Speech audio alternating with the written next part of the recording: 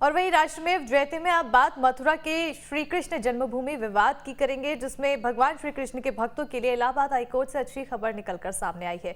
Allahabad high court के फैसले के बाद वाराणसी के ज्ञानवापी की तरह ही मथुरा के ईदगाह परिसर के साइंटिफिक सर्वे का रास्ता भी साफ होता नजर आ रहा है और हिंदू पक्ष के लोगों को उम्मीद है कि अयोध्या की तरह अब मथुरा में भी मंदिर परिसर से मस्जिद हट जाएगी। पूरी खबर देखिए हमारी इस खास रिपोर्ट में।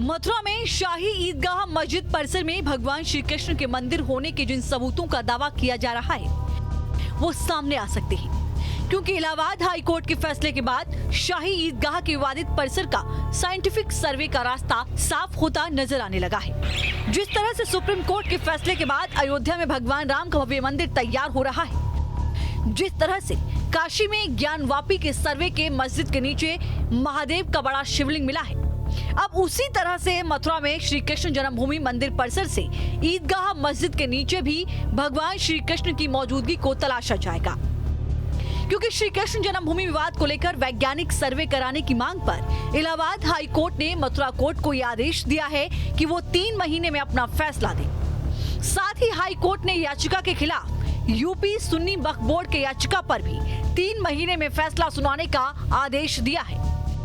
कोर्ट कमीशन का जाना बहुत आवश्यक है, जैसे कि स्थिति बिल्कुल क्लियर हो जाए। और आज उसी को लेकर के हमने एप्लीकेशन दी थी, माननीय न्यायालय ने उसको सुना और अब 21 तारीख माननीय न्यायालय के द्वारा आदेश के लिए रिजर्व कर ली गई है।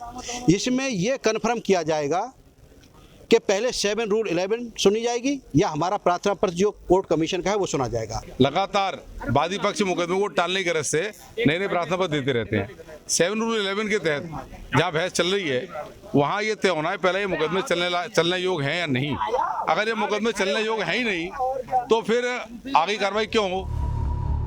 श्री कृष्ण जन्मभूमि विवाद मामले में इलाहाबाद हाई कोर्ट में करीब 35 मिनट तक सुनवाई हुई, जिसमें पक्ष विपक्ष की सभी दलीलें सुनी गईं। मुस्लिम पक्ष ने 7 रूल 11 पर सुनवाई के लिए दलील दी, तो हिंदू पक्ष के वकील ने विवादित स्थल की वास्तविक स्थिति जानने के लिए पहले सर्वे कराने की मांग की।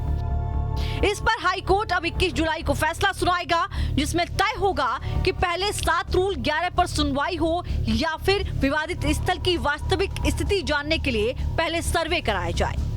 और साथ ही मथुरा कोर्ट इससे जुड़े सभी मामलों का जल्द से जल्द निपटारा करे। और इससे श्री कृष्ण जन्मभूमि के सभी पुजारी बेहद खुश नजर आ रहे हैं। जीत तो सच्चाई की होगी, तो गारंटी है, देर कितने में लग जाए। जो प्रमाण है वो सब कुछ दे ही दिया गया है और मुस्लिम पक्ष है जो खामखा उसको लिंगर ऑन करने की कोशिश कर रहे हैं और ज़्यादा कुछ नहीं है। हमें उम्मीद है पूरी कि मस्जिद हटा के वहाँ मंदिर बनना चाहिए ठाकुर जी का, बिहार जी का। हमें उनसे उम्मीद है इस निचली कोर्ट से जो हाई कोर्ट का ऑर्डर हुआ उसको मान्य होगा।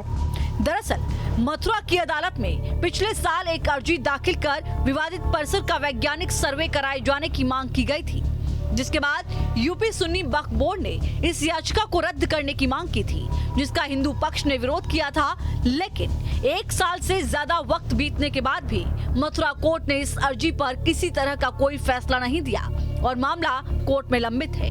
इसी वजह से हिंदू पक्ष ने इसी महीने इलाहाबाद हाई कोर्ट में इसको लेकर याचिका दाखिल की थी और साधु संतों से लेकर हिंदू पक्षकार को अब उम्मीद है कि 21 जुलाई को कोर्ट विवादित स्थल के सर्वे के लिए आदेश जारी करेगा। कुछ पूर्ववर्ती सरकारों के द्वारा जानबूझ करके इनको विवादित किया गया था। अब कोर्ट उसको सकारात्मक रूप में ले रही है और न्याय की तरफ कोर्ट बढ़ रही है। जल्द से जल्द न्याय हो रहे हैं, ये न्यायालयों की सक्रियता का जो है परिणाम है और निश्चित ही है।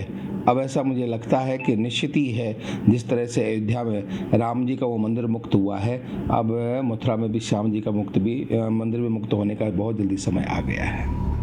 धर्मगुरु भास्कर आनंद महाराज का मानना है कि अगर पहले की सरकार ने इस विवाद को सुलझाने की कोशिश की होती तो कब का ईदगाह मंदिर परिसर विवाद खत्म हो गया होता, लेकिन जानबूझकर इसे होने नहीं दिया गया। हालांकि उन्हें अब उम्मीद है कि अयोध्या में जिस तरह से राम जन्मभूमि को मुक्ति मिल गई है, उसी तरह से अब श्री कृष्ण जन्मभूमि विवाद भी खत्म हो जाएगा।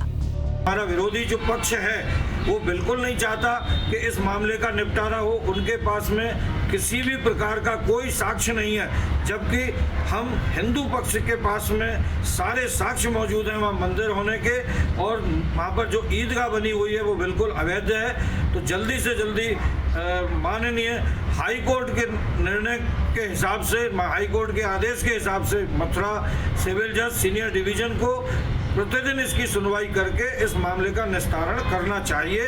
श्री कृष्ण जन्मभूमि परिसर में है शाही ईदगाह मस्जिद। जन्मभूमि में गर्भगृह के बगल में है 13.37 एकड़ जमीन पर है शाही ईदगाह मस्जिद।